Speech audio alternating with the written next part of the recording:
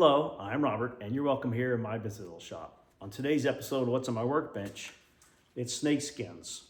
So what are we going to do with those? I, from time to time, see people asking about doing an inlay with a snakeskin. There's some topics in there.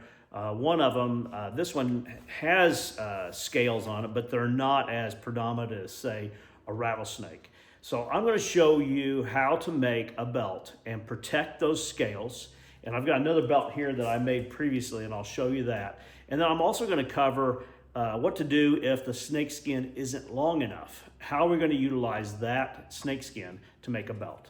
I appreciate you taking time to be with me in the shop. Let's get over here on the workbench and get started on this. So I'm going to take one of these snakeskins and I'm going to make a belt here. Now, there's a couple things that I do differently. One, before I got started, I went ahead and cut a sample of the snakeskin off the edge because I don't need the whole width. My belt is going to be 1.5 inches wide. I went ahead and I cut it, and I used the contact adhesive and applied it to make sure that I wasn't going to have any issues with it adhering or with the flexibility of that. So I think it's smart to take a sample and make sure that what you're using works okay with that snakeskin. Okay, so I'm going to take, let me see here. I'll take my smaller one here, I think.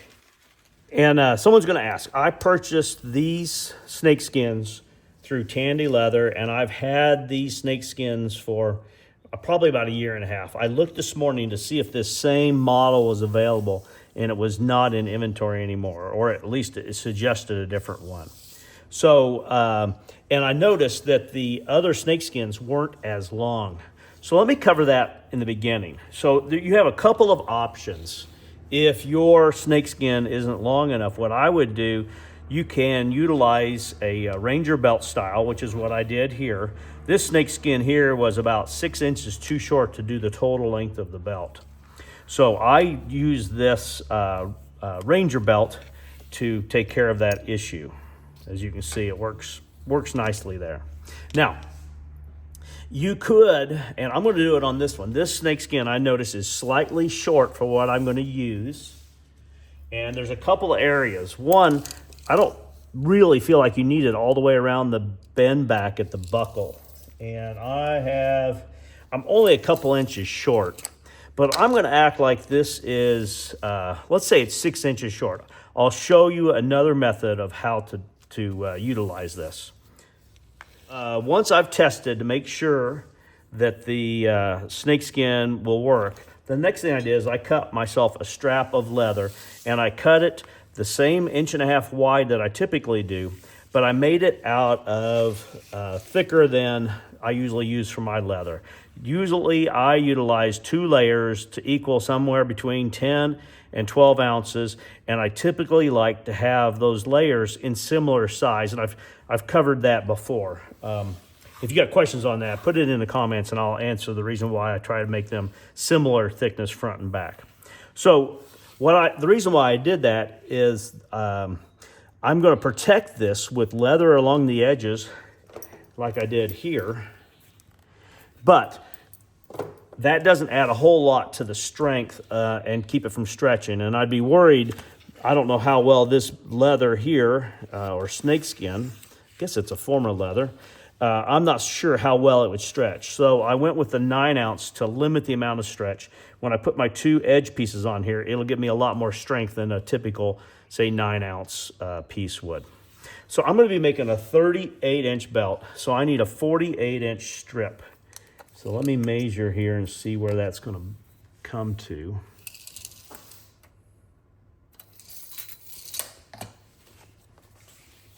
So I'm going to end up utilizing almost this complete belt strip. Time for a sharp blade in here.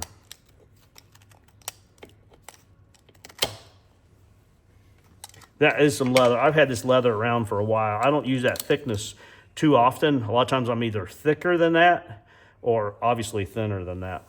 So I'm going to make this belt with the flesh side covered by the snakeskin. I like the finished side on the back of the belt. If you don't want to do it that way, then by all means, you could apply the snakeskin to the smooth side. But if you're going to do that, you might want to scuff it up some to make sure you get a good bond with the contact adhesive. So then I need to decide which end of this do I want to be at the, near the tongue. And I don't think it really makes a big difference on here. I could see potentially this area here, which is thinner, trying to get it centered on the belt. So I think what I'm going to do is I'm going to apply it starting at the tongue of the belt. I'm going to go this direction with it.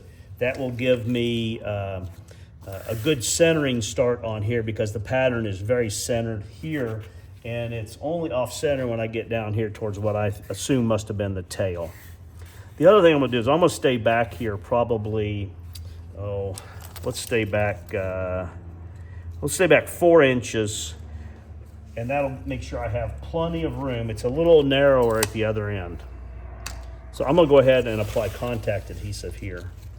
Let me get rid of my sticker.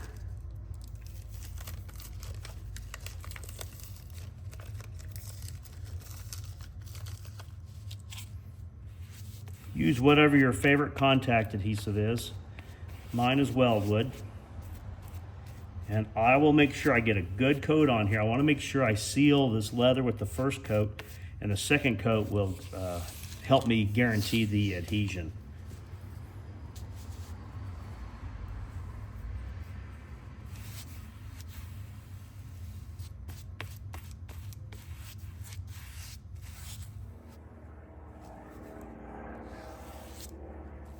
On this snakeskin on the back, I'm going to apply, I don't need to go edge to edge because this leather strap is 1.5 inches wide. I'll cover about 2 inches here in the middle.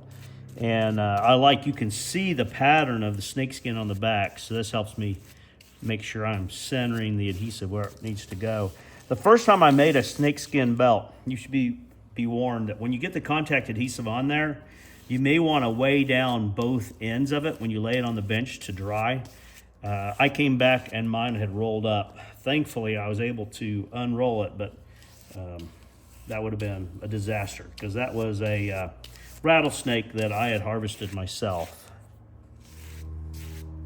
He was in my breakfast area, if anybody was thinking I'm just out looking for a rattlesnake to kill. I was finishing up my oats and looked over, and there he was.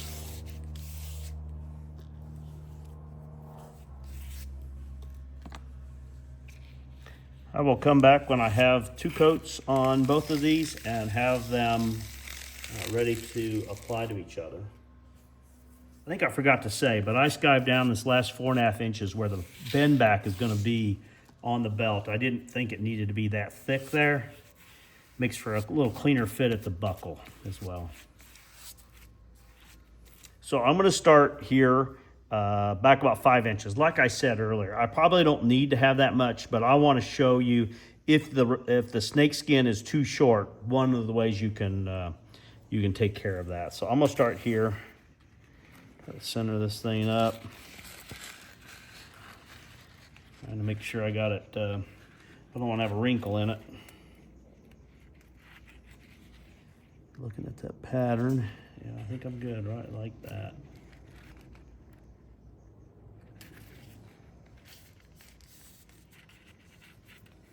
And I think I'm really going to press this way. I want to make sure that I don't work any wrinkles into this. I guarantee you there's no pulling this back off of there and starting again. If I get off a little bit, what I've found works best is I will turn this leather strip on the countertop a little bit instead of trying to twist this snakeskin to follow.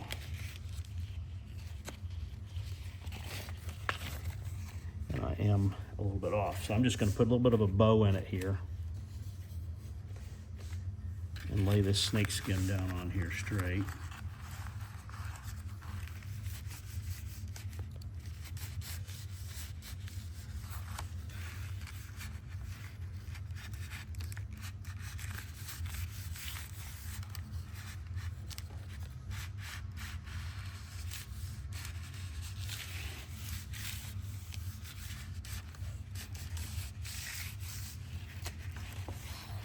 This is how I installed this rattlesnake, was the same way.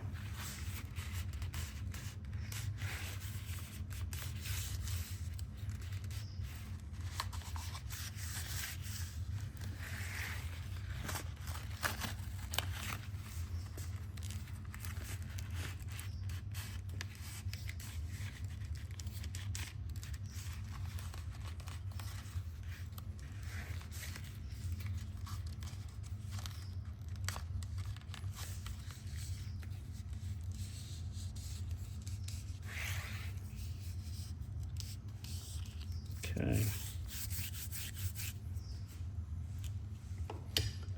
I'm not going to use the slicker. I'll use my roller instead.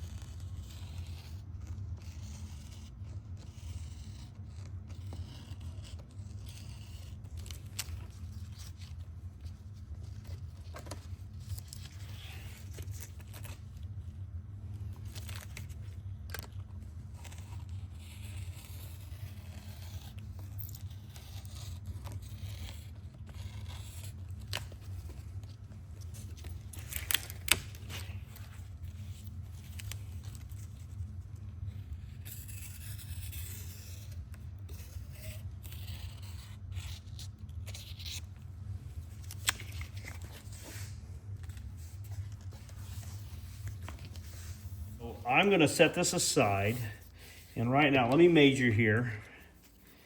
So there's the fold back right there. So I'm going to make a 38, and I need 6.5 inches past that. That'd be 44.5. So I'm going to be coming to here. So I need to make sure I'm covering at least this 2.5 inches, but I'm going to show you how I'm going to cover more than that. So what we have here is a piece of leather that I cut from some 3 to 4 ounce, and this is going to be the tip end of the belt. And I'm going to just cut this, mainly put this tip on here so I don't get confused on which end is which. Sorry, didn't mean to hit you. So on my belts, the first from the tip, 6.5 inches, gets me to my adjustment hole. And then I'll have holes every inch from there. So what I'm going to do is I'm going to make this first part of the belt, it's going to be leather. I'm going to cover up snakeskin, and all of the adjustment holes will be through this other layer of leather as well. I think it's a cleaner look that way. Obviously, I could come to here and my adjustment holes would be in the snakeskin, but the snakeskins would be tender anyway in relation to the strength of this hide. All right, so let me measure here. So 6.5 inches to the first adjustment hole, and then 2 inches back from that will be the additional ones. I'm gonna come back to 9, and the reason why I'm gonna come back to 9 is because I'll overlap this and trim this when it's all layered up. Now that I know the distance to where this is gonna be complete leather, I need to find the center here.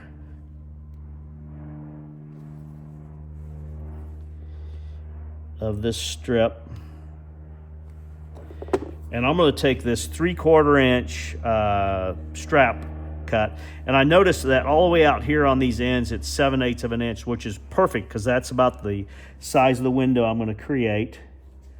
And then I just need to center these wing areas of this here. All right, now that I have this end identified here, I need to cut these strips. You can find what works best for you for cutting that, but I think what I'm going to do, it's going to be somewhat of a freehand, but I'm going to, I'll put a mark here and carry that to the other end.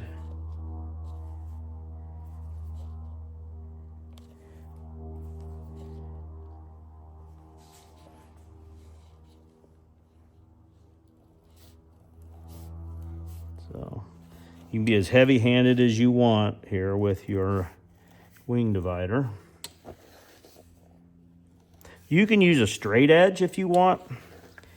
I've found that on something this narrow, it's really kind of a problem for me anyway to use a straight edge. It's hard to keep it the same because this has got quite a bit of flex to it.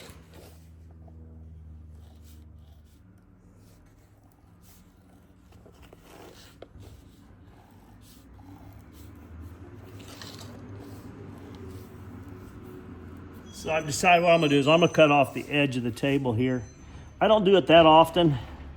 The worst I could do is start over again, right? Let me get this cut big enough I can get the knife up in here. I think the more knife you got through here, the easier it is.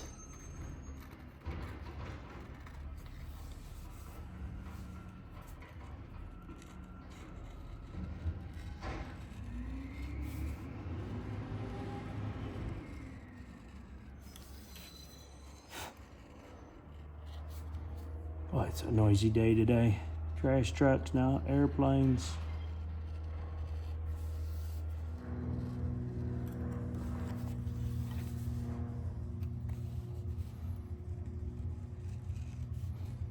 I don't know, maybe straight edge is easier. You have to decide.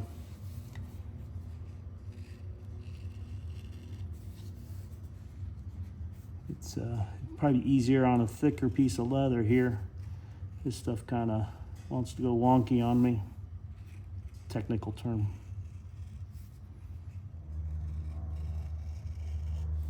We're about there. Perfect, no. But by the time I'll round over this edge, and then I'm gonna go ahead and burnish this inside edge because that'll be just about impossible when it's assembled.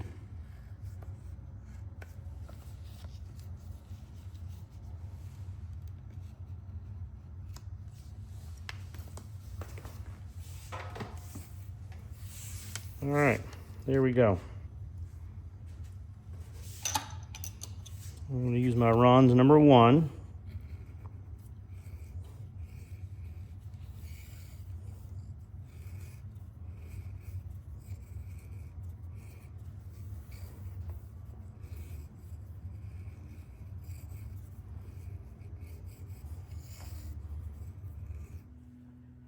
When I'm burnishing something small like this, I just lay it kind of on its edge, and then I am squeezing on the face and the back of the leather just as much as I'm pushing down to keep from mushing that. And just a few passes, and I have a nice rounded edge here, and that will give me a nicer finished edge on the belt. So I thought maybe you'd enjoy just seeing that quick little thing there. I'll do that, and then I'll be back here in just a few minutes. Just finishing up the second coat of contact adhesive on the leather here. I'm trying really hard not to get it on the inside there. I don't want it to cause any issues. And now on here, this is the tip. So I measured in the distance here that the leather's gonna cover, and I put a little scribe line there. I'm sure you can't see that from where you're at. Then I roughed up the leather here, or the snakeskin, I should say, where that area of overlap is. And then I ran my rougher down the edge, and I went for, trying to keep it within a 1/4 inch of the edge of the snakeskin.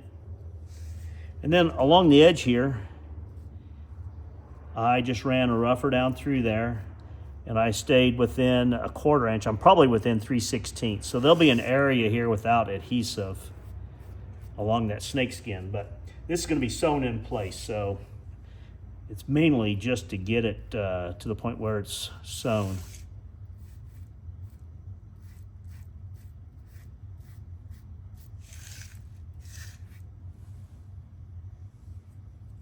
This is my second coat on here. Now you probably know, typically I apply from the turn back area, but I need to get this, make sure this turns out in the right place. So I'm starting here at the tip.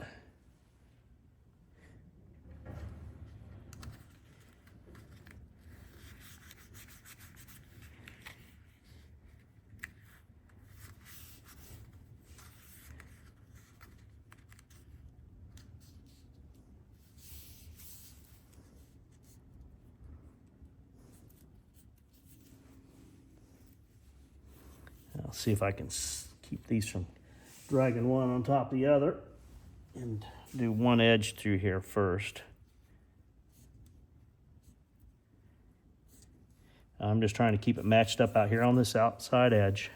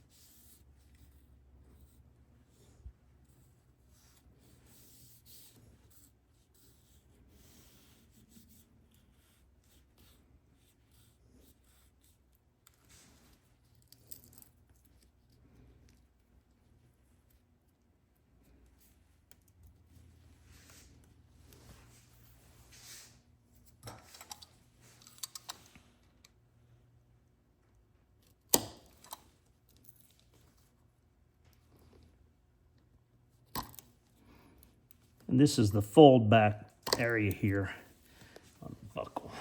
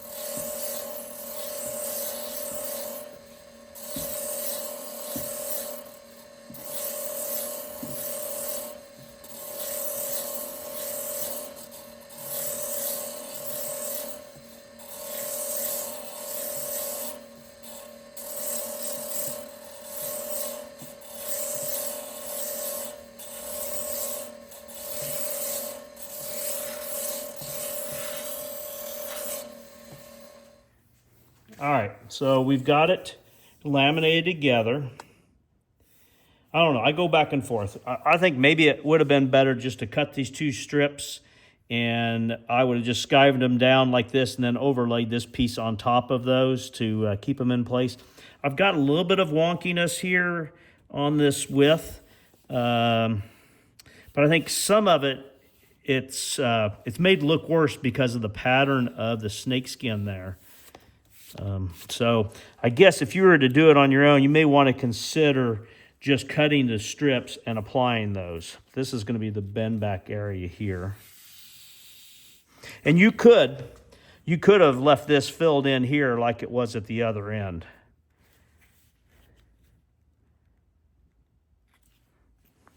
But I think it'll be fine like this. So I'm going to go ahead and cut my groove, just making sure it looks like it's pretty well centered in here. This is a narrower stitch line than I would typically have on the belt, but I didn't want to cover up any more of the snakeskin than was needed.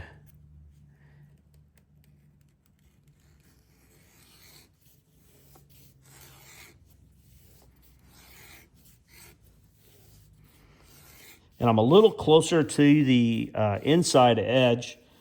And I think once I do the round over on the edge of the belt, that will make that look centered. That's the reason why I chose to be a little bit closer on that side.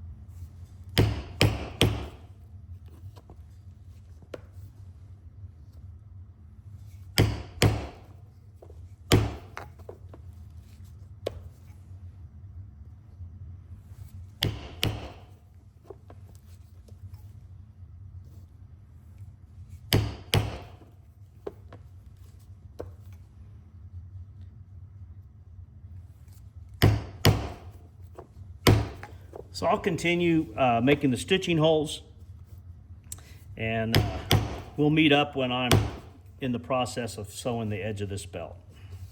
So I'll be back here in just a little bit. All right, so I finished all of the stitching holes, and I'm in the process of sewing. And I thought that the black thread really complemented the pattern here on this snakeskin belt. So I went with that. All I'm going to use on the leather is going to be an oil with a tan coat finish. And yeah, so we're coming along here pretty well. Over time, the leather will darken up to a walnut color, but in the beginning, it will be fairly light. So I say that because the thread color choice on here will stand out more now, but as time goes and the belt darkens up, it won't show quite as much. So I just thought I'd bring you in here. You've seen me do a lot of stitching on belts, so I won't bore you with a bunch of stitching here, but I just thought I'd bring you along here while I was working on this. So I'll finish this up, and I'll come back when we're ready for the next step.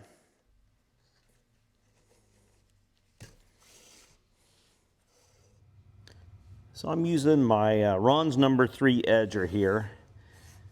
Get a rounded over finish on this belt.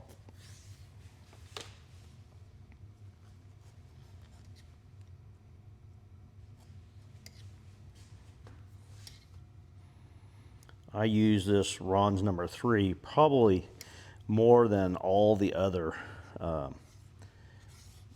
edgers combined. And I'll just hand burnish this once I get the edges done here. So this is, I could have got this, I think, cut a little bit better. This is the back side of the fold over here, but I went ahead and I used the English point here because I wanted to bring these around and connect down here at the end. And I thought it would be a little bit harder to do that on the rounded one. And I just formed it over here. And the contact adhesive held it in place nicely.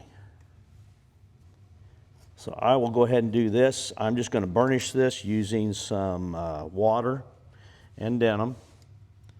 And when I'm finished with the edge work here, getting it burnished, I'll come back.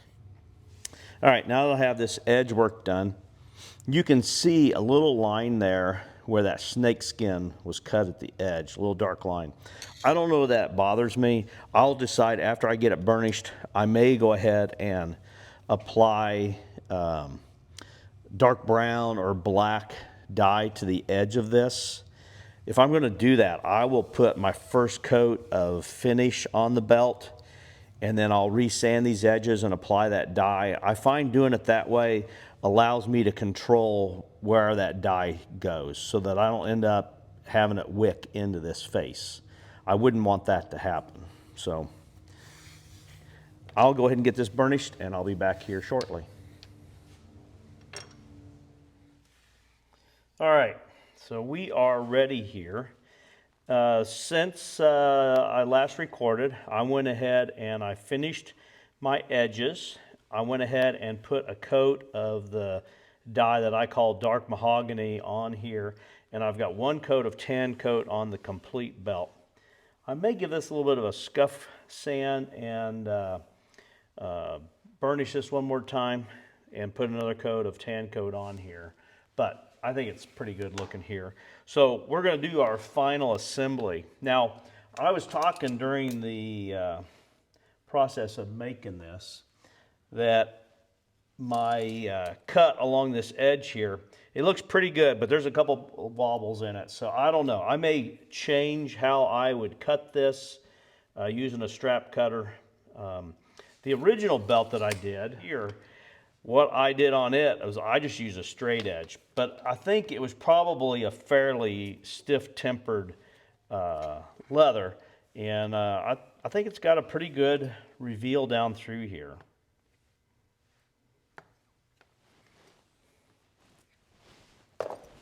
So let's go ahead and get this one finished here. I made this belt mainly because I saw a lot of people asking about ways to make the belt and to protect the scales that would be on the snake hide. And I find that this leather along the edge helps to do that. But let me get this, make sure I've got this set the right length. Yep. Just want to make sure. It's actually been 2 days this has been sitting here. So let me find my 3.5 inch mark here. Find the center here or thereabouts. I'll put a little scribe line here to follow with my bag punch. 1.5 inch bag punch here.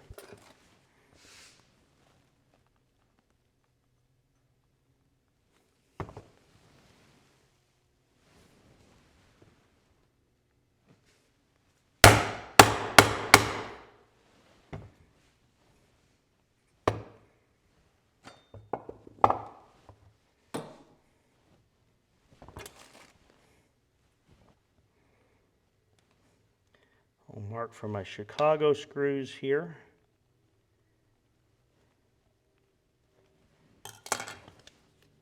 So let me say this. I've had a few people ask about creating a snakeskin belt, but not having a skin as long as this one.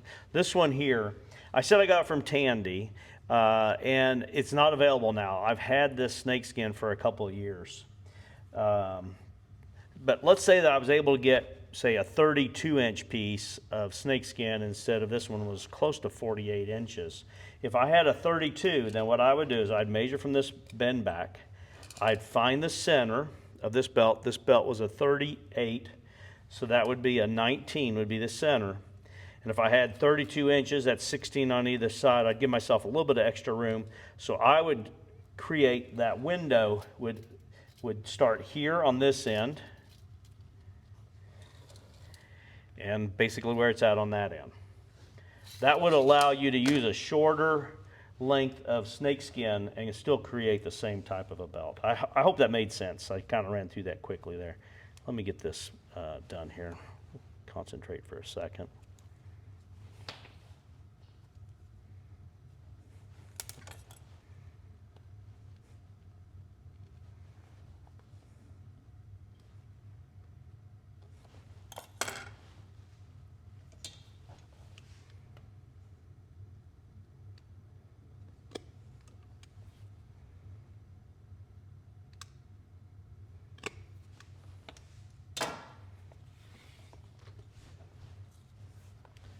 Use one of my stainless steel buckles on this.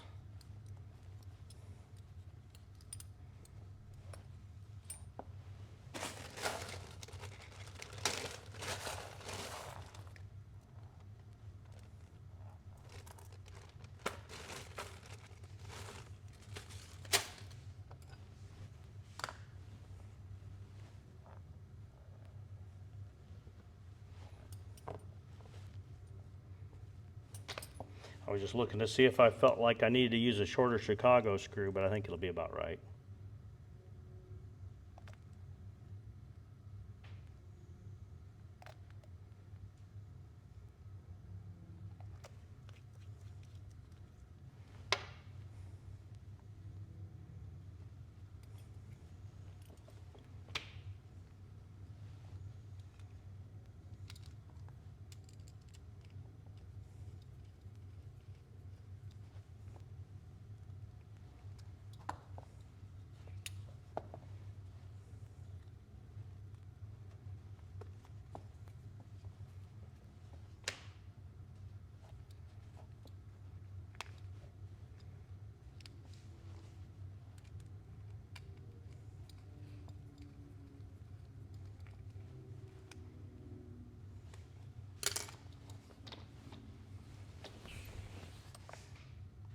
All right, let's get our adjustment holes in here.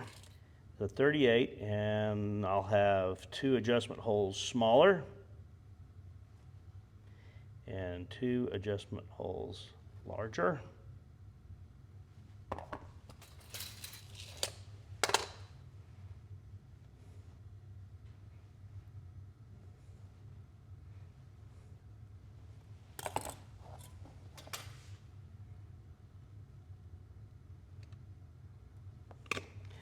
If you remember, this is just a natural veg tan that's oiled and tan coat. This leather will darken up over time. If you placed it in the sun, it would be a short period of time.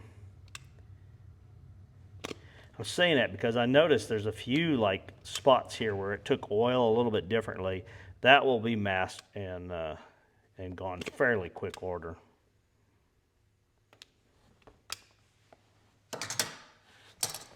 See how it's going to fit here.